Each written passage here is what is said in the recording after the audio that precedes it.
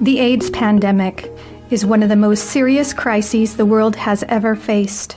Since the beginning of the epidemic, more than 60 million people have contracted HIV, and nearly 30 million have died of HIV-related causes. Both my mother and father died of AIDS when I was really young. I also had to watch my brother die of AIDS. It was slow, painful, and awful. He was the one that took really, really good care of me after both my parents died.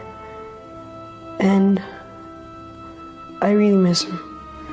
With close to 34 million people in the world now carrying the HIV virus, and an estimated 2.7 million people newly infected each year, it's clear the world has not figured out how to stop this disease.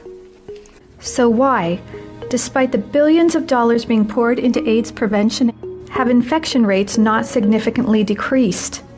Dr. Edward Green, while director of the AIDS Prevention Research Project at Harvard, set out to answer this question, and the international community did not like what he found. If sexual behavior is changed in the direction of more monogamy and fidelity and more abstinence, it greatly brings down infection rates.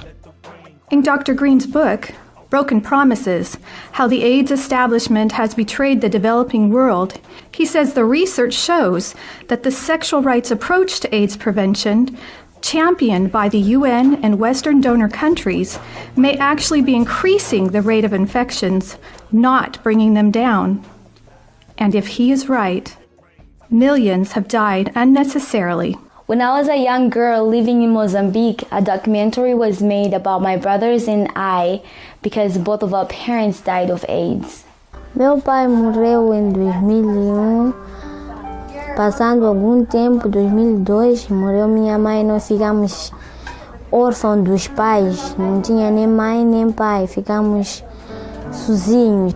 Passamos por um momento muito difícil. Ficamos só sozinhos em casa. Éramos só crianças e vivemos sem pai nem mãe. Ficávamos muito tristes, ficávamos humilhados, né? Por ver outros com mãe, nós sem mãe, sem pai, pá. É tristeza para nós, né? Many of the people who got involved in AIDS prevention initially in the U.S. were gay men themselves or were working in that community, and it almost sort of grew out of the gay rights movement. Most Africans have conservative attitudes towards sex. My own personal attitude happens to be more the liberal one. Most of the people who work in AIDS prevention adhere to a liberal attitude towards sexual behavior. When we're talking about vulnerable populations, we're talking about, among others, gay men injecting drug users and MSM.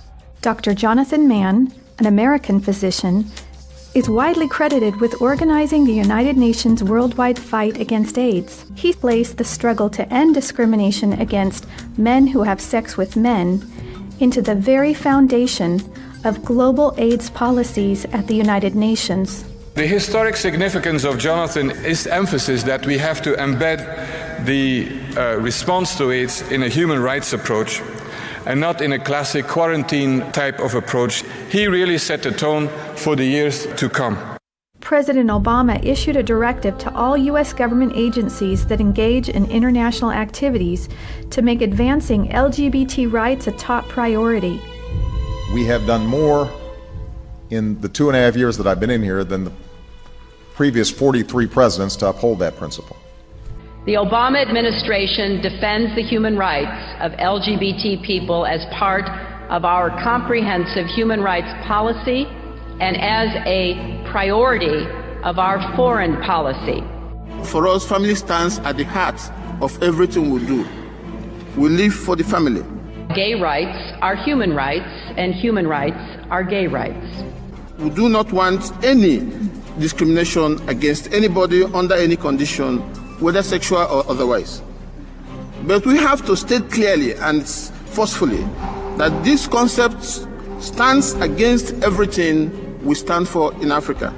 And because we have rights, governments are bound to protect them. the issue of sexual orientation in the United Nations human rights system has not yet mustered consensus. All the previous attempts to integrate sexual orientation into existing universally recognized human rights have not been successful.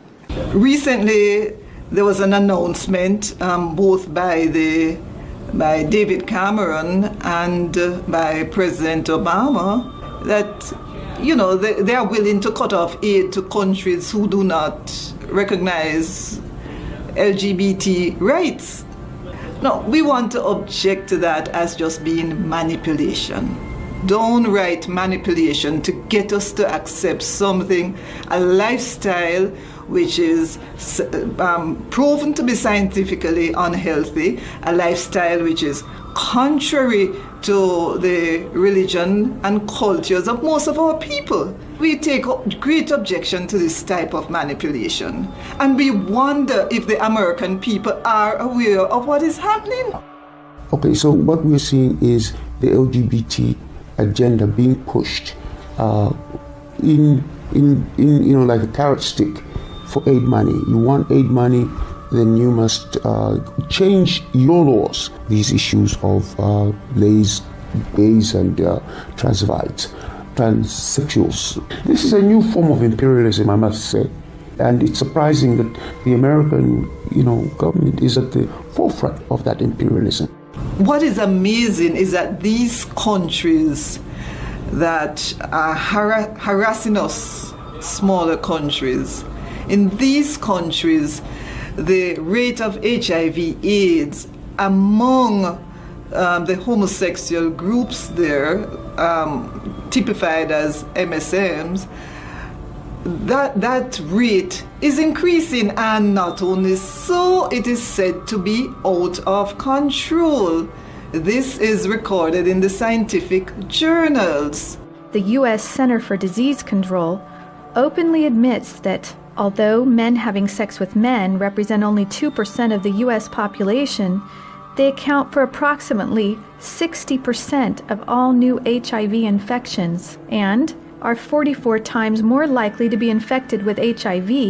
And finally, they admit that men who have sex with men are, quote, the only risk group in which new HIV infections have been increasing steadily since the early 1990s. Why then would they want us to accept this type of lifestyle as being a healthy and wholesome lifestyle? One has to seriously question the intentions of President Obama and the other presidents across the world. People are saying because we have criminalized the LGBT activities, we do not have good governance. What is governance? In the United States, the states that allow same-sex marriages, and the other states that don't allow same-sex marriages. That's democracy. People have chosen. The people in those particular states have determined, and the majority have spoken. It's deception. There's no human rights based on behavior. All people are equal, but not all types of behavior are equal. That's blackmail. And it's blackmail on a moral issue, on an issue that we're forcing governments, African governments, now to go into the village and explain to their people. You're getting money to build that borehole.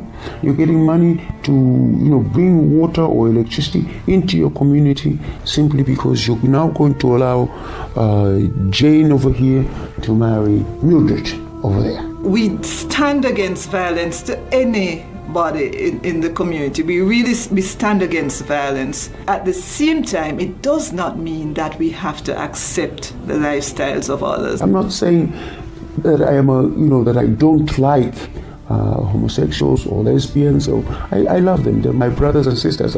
But I do not love or do not like what they do.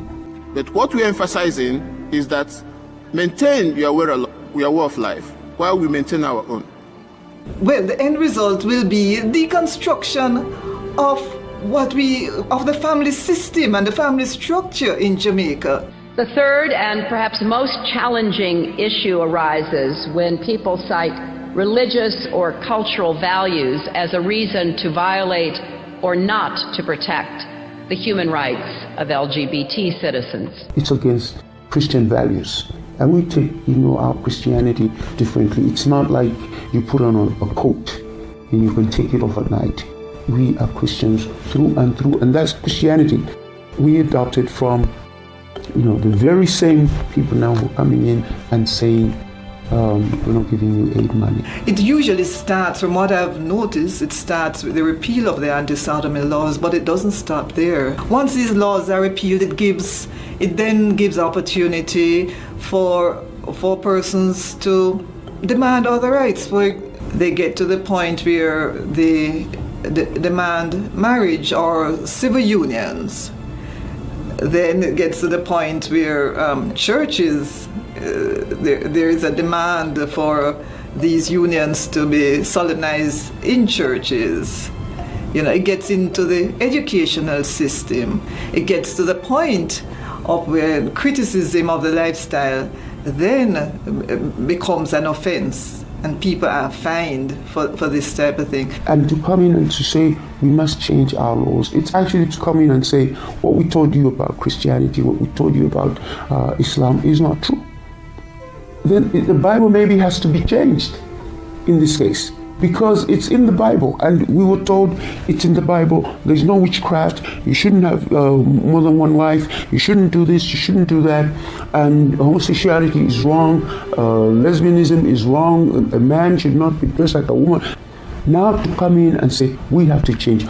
What platform really are we on to say that we must change? Once you say anything remotely critical of the lifestyle in these countries, there is a problem. And so I'm concerned for my own country, which is a highly religious country. I'm concerned about the impact that this could have on freedom of speech. I believe countries have got a right to protect themselves, to protect their citizens from these influences that are not of Africa, that are not of our communities. I was shocked to realize that some months ago in Pakistan, the U.S. ambassador there announced a gay party, a party for all local homosexuals. I felt that was an affront to the Pakistani people, and I just wondered how insensitive could one get. Isn't that just a total disregard of the culture of a people? In 2011, the UN Special Rapporteur on the Right to Education issued a report to the UN. This report claimed that children have a right to comprehensive sexuality education that, among other things, will abolish guilt feelings about eroticism, include homosexual education, and make students aware of their sexual rights, such as the right to sexual pleasure. It's about starting when we're with children, about the expectation of roles, and we need to start there. My brother Luigi and I had an opportunity to go to the United Nations and give a speech on the UN floor. First, my brother explained about how we became orphans when both of our parents died of AIDS. We were able to go in closed United Nations negotiations where we saw developed countries trying to force the African countries to accept comprehensive sexuality education. This kind of education tells youth they can have fun and have sex and just use condom. This kind of message was a death sentence to not only both of my parents but also my brother Rogerio. I went to the United Nations with my brother and sister. It was called high-level meetings on AIDS. So much talking when all they had to say was, don't have sex outside of marriage. That would save hours and hours and hours of work. Then it was my turn to speak. I told them how Planned Parenthood was passing out a booklet for HIV-positive youth at the United Nations called Healthy, Happy, and Hot. Can you imagine? This is for the kids who have AIDS.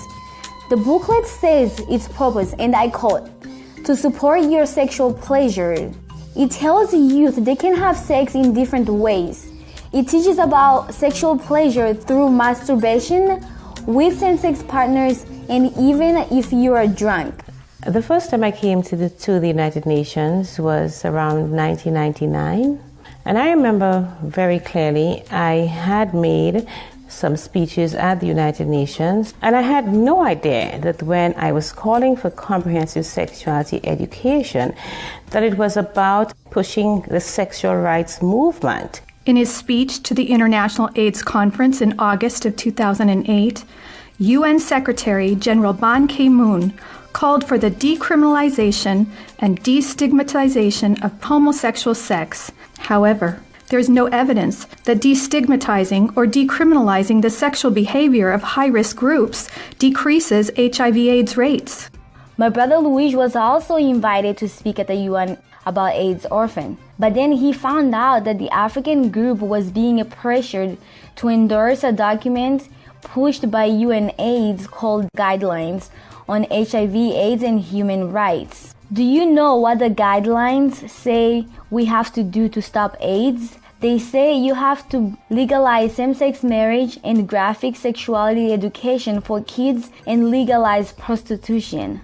My brother showed the delegates what the guidelines really say, and they removed it this time. But the rich countries keep pushing to endorse this in other documents. UNAIDS published and circulated an email which was false and malicious about me, because they felt that they needed to have in the document language relating to men who have sex with men and sex workers. As a result of the pressure that UNAIDS put to bear in this email, CARICOM's negotiating position was changed, and I was advised that my contract would not be renewed. They actually said that for us to combat HIV and AIDS, we needed to legalize prostitution, legalize homosexuality. It is an affront to the principles of the UN Charter. A UN agency should not be allowed to overstep its bounds in such a manner. We are so arrogant. We Western technical experts. So here's this great model in Uganda. The Western experts show up. They know what's best affecting gay men and drug users. And they go to Africa, maybe with no experience in Africa, and tell them what to do. And they don't listen. And they don't notice what's going on around them. Because there is a great divide between the developed countries and the developing nations. Many of us are still not even food secure, we can barely feed ourselves. The poverty rate is sky high. You tell me how funding to educate people on men having sex with men, or the lesbian agenda is going to be beneficial to my people. It's not. Uganda has received international acclaim for its fight against HIV/AIDS, and the fact that this came from the highest political level through our president, His Excellency Yoweri Museveni. Our approach is gradual. Abstinence, be faithful to each other, but if you can't, use the condom. We had to fight to defeat AIDS, or it would defeat us.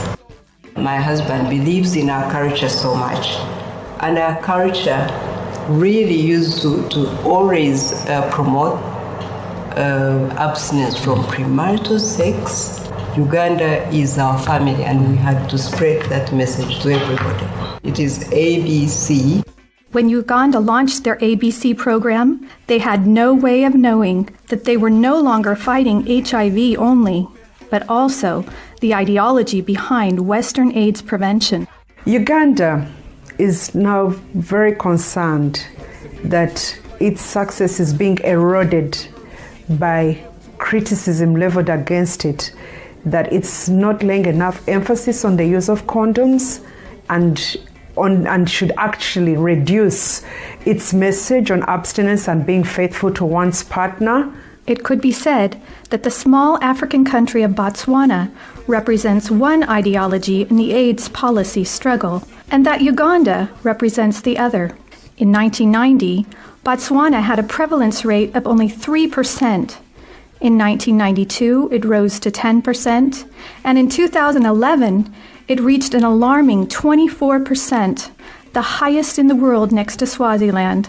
In 2015, More infants are expected to die of AIDS in Botswana than are born in Boston and Philadelphia combined. Let's compare Botswana and Uganda. In 1990, Uganda had one of the highest HIV infection rates in the world, with a rate of 15%. Then, in 2006, Uganda's infection rate took a dramatic drop to only 5%, one of the largest reductions of new infections ever recorded. The way it worked in Uganda was probably just about right. You had President Museveni going around from town to town with a bullhorn, literally telling people, you've got to change your behavior or you're all going to die. And if you're really going to do something stupid anyway, at least use a condom. That's probably about the right message in a place like Uganda or South Africa or Botswana, where a large proportion of the potential partners you're going to run across are HIV infected. That is the truth, and that is what you ought to be telling people. Infection rates are going up in the U.S. They're going down in Kenya. They seem to be going down in Ethiopia now. They went down in a major way in Uganda. They went down and stayed very low in Senegal, and yet we're going to these countries and telling them how to prevent AIDS. People say we have poverty and we have women not having choices in their lives, and then there's this huge disconnect, and therefore we have to go with condoms. What sense does that make? These women who have no choices and no power, do they think they're going to get their husbands to use condoms with them regularly? Today, a condom isn't something that a woman can, in most situations, negotiate. And so we have to look for prevention tools. Condom use in steady partnerships is not even in the double digits anywhere in the world among heterosexuals. Anywhere in the world. I could see where he was going, but a part of me could not stop. It felt so good to be loved. And he asked for sex. And I thought, I don't give in, I'm going to lose this guy. The good news about condoms is that they are an effective product. The bad news is they're not 100% effective. They had to take a blood test. It was the worst experience I ever went through. I was shaking all through. I said, God, if I have AIDS, I'm finished. And I came so close to the fact that I could be HIV positive. I just lost a friend, 21 years old. I saw her in the last stages. She had full-blown AIDS. It was so scary, so scary. Who among us has not heard somebody say that you can only get HIV from unsafe sex? Well, that's a statement that condoms are 100% effective, which just clearly isn't true. The way we do AIDS prevention, which can be called risk reduction only, you're reducing the risk but not avoiding or eliminating the risk. If you're a young person in South Africa, even if you're using condoms consistently, if you're in a situation where a third of the potential partners you're running into are positive, even with 90% protection, there's a substantial chance that after several years you're going to get infected anyway. Which countries in Africa have the most condoms and use the most condoms? Botswana, South Africa, Zimbabwe. Those countries stand out. And they don't have lower infection rates, they have higher infection rates. We put that data into a table that shows as condoms become more available, instead of infection rates going down, they actually rise.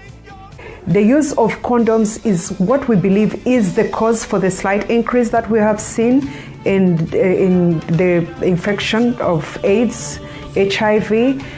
And this is because it lets our population believe they can let their guard down and they can actually behave in risky behavior because of the belief that these condoms can actually prevent AIDS 100%, and that is not true.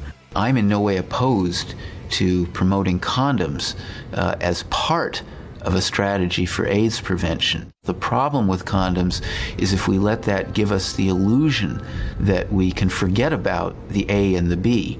If you're a young person in South Africa and you've got the message drummed into you that AIDS prevention equals condoms, you think you're protected, and therefore you don't examine your underlying behavior and stop to question whether having multiple partners in the middle of an AIDS epidemic is totally insane or not.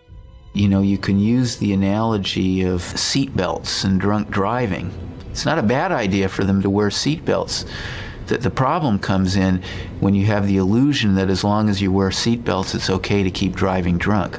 Meu pai ficou doente quando nós estávamos em 10 de agosto, por muito tempo. Sentia-se mal quando nós víamos ele doente.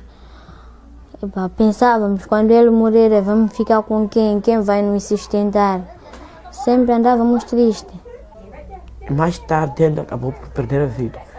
Quando ele perdeu a vida também ficamos desesperados. Ficamos por 3 meses na casa sem teto. Eu brincava com meus amigos. Às vezes meus amigos, quando eram chamados com a sua mãe, ele respondia mãe. E eu não tinha mãe para poder responder. Então eu ficava assim um pouco mais triste por não ter mãe. Não tinha ninguém para poder chamar mãe. Right now, nearly 40 million people are living with HIV. The annual cost of getting treatment to everyone in the world who is HIV positive will be more than $13 billion a year, every year. Moreover, these figures assume no increase in the total number of people who will need treatment. Yet we're averaging over 4 million new infections a year. In other words, for each new person who got treatment for HIV, about 10 people became infected. If we don't increase our investments in prevention, how can the world afford, from a humane perspective, from a moral perspective, from a financial and economic perspective, that every year between 4 and 5 million people will become infected? The cost of promoting the ABC program the way Uganda did it in the early years, when they broke the back of what was then the world's worst epidemic and turned that epidemic around, it was less than 50 cents per person per year.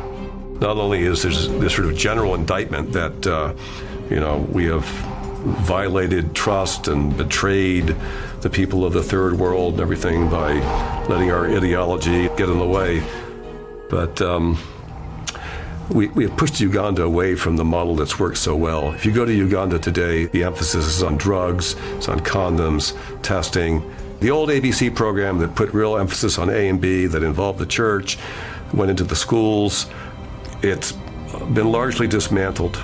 People accuse the religious right of being willing to let millions of Africans die for their beliefs. Well, unfortunately, in a sense, some people on the left are willing to let millions of Africans die because they don't want to say anything that sounds like they're interfering with their sexual freedom. Uganda has also recently come under heavy attack and criticism about its policies on homosexuality, and I think a lot of it is based on misunderstanding. Coming from a country where we have seen our loved ones die from HIV/AIDS, seen the suffering, the toll that such illness bears, not just on the affected individual, but the family, the society, our whole economy is suffering. And it is our deepest belief that we owe it to our fellow Ugandans to put the right policies in place. And homosexuality erodes the very, very fabric of our society in the sense that it puts our people at risk. Dr. Rand Stoneburner, he worked for the World Health Organization and he was all immersed in the Uganda data. But Stoneburner said that history will look back on this period and say one of the great abuses of the latter part of the 20th century is a failure to do AIDS prevention in ways we know are effective. If we learn anything from Uganda, then what these nations look like in the future will be decided by the choices their young people make today. But I'm not a virgin anymore. What's the point? I could just go on. After all, I've lost it. I got to know about secondary virginity. I say I may have lost the first, but I can keep myself from now till marriage. Young people decide, and many have against premarital sex, and they know that abstinence works. And they're proud to speak about it these days because they know that their lives are different. I was tempted, I tried it out, it wasn't what I thought it was. I wanted more and more to get what I thought I wanted. But I realized the greatest sex comes when someone really loves you. And if someone loves you, then they want to be committed to you. And that is only in marriage. I am definitely not going to have sex outside marriage. Because first of all, I don't want to die early, and I don't want my wife to die early either. She's probably going to be really pretty, and she's going to be the mother of my kids. Not everyone is having sex, I realized. That's the thing, that everyone is doing it, but that's not true. And I'm not everyone, and you're not everyone. We could stand out of the crowd. I would tell the rich governments to stop pushing sex in Africa.